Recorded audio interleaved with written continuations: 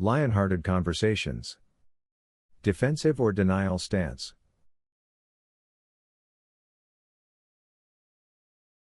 Stop, drop, and roll model. Stop.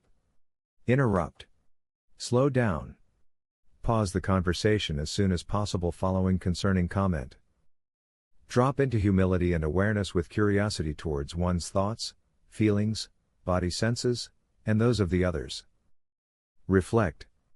Not react, and respond. Open to alternate perspectives. Listen with open heart and mind. Let self and others make mistakes. The purpose of this animation is to demonstrate movement from a denial or defense stance to a more open stance. Students in a family counseling graduate level course are meeting synchronously online. They meet once a week. This is the 5th week of the course. I want to take a moment to ask if IBAPOC students want to comment or share feedback on last week's Lionhearted conversation. This is optional, of course. I want to make sure I create space for this because racialized persons can feel silenced and unsafe in these discussions. I'll share that the discussion wasn't comfortable or safe for me. Others might feel ready to move on, but I still feel sad, angry, and overwhelmed. My people did not have the chance to go to school in the way we are talking about. Many were sent to residential schools. I'm the first person in my family to attend university. Others nodding in agreement.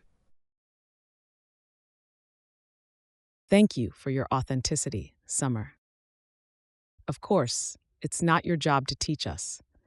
I apologize that I jumped to the conclusion that everyone was okay.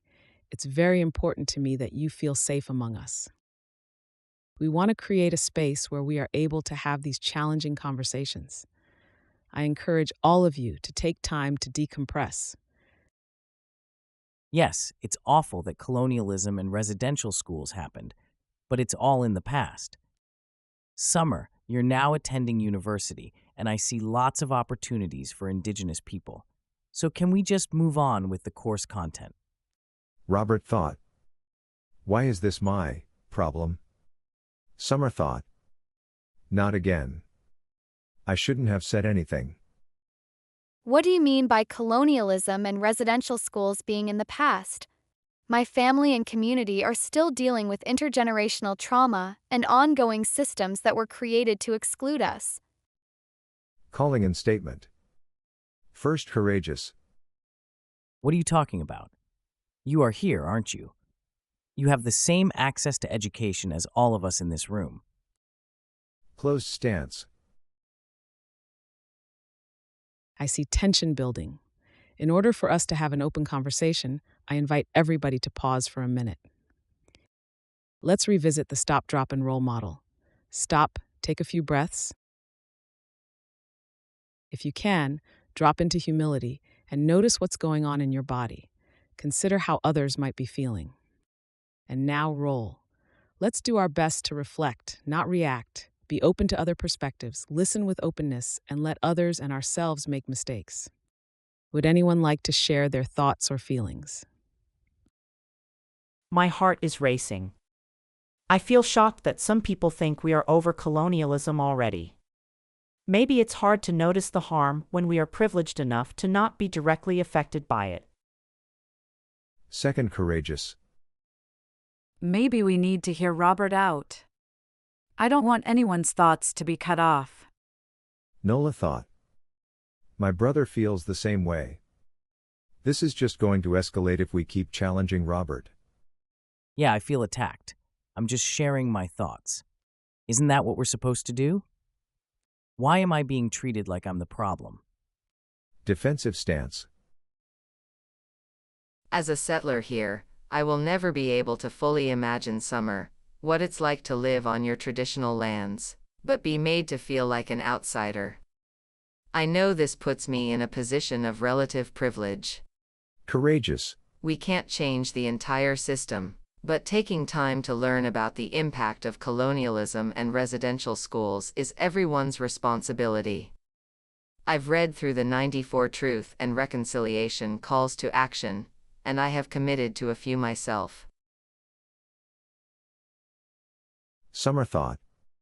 This is way too much emotional energy. And for what?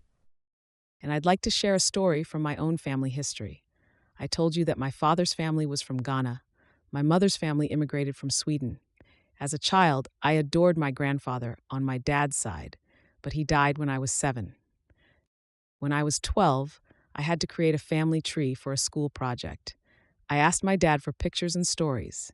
He looked so sad, but he brought out a small box with photos and mementos to share with me. I learned for the first time about how the slave trade in Ghana, under the control of Swedish and other European settlers, shaped my dad's family history. My dad shared stories of how his family survived and the difficult road Granddad faced to bring his family to Canada. I've thought many times about that small box of mementos and what it represented for my dad. Is it okay for me to ask how your parents navigated coming together across such opposing family lineages? At first, my mother's parents were not happy about their engagement, but my grandfather's energy was hard to resist. After they were married, everyone visited Ghana together. It was the first time Dad or Granddad had set foot on their homeland.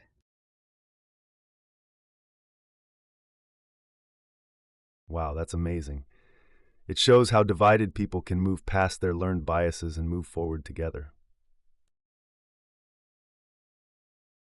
Thank you for sharing this story, Dr. Hobart. Summer, I'm really sorry I discounted your family's experiences and minimized the ongoing impact of colonization. I was impatient and wanted to move into today's lesson. I know I have much more to learn. Instead, I closed down and got defensive. Going forward, I will pause and be more reflective about what I say and how I say it. Defensive to open stance. It makes me think about how I would talk to a client coming to me with a family history of colonial oppression or slavery. I realize I could cause harm to them if I deny the impact of colonial oppression, especially as a white male settler with many privileges. I really appreciate your reflections, Robert. It is helpful to tie in how our beliefs could impact our clients. Summer, is there anything more you would like to say? Summer shakes her head. Okay. Thank you for being willing to risk speaking up. Robert, I appreciate you dropping into humility and listening with an open heart. This was a hard but important learning opportunity for us all.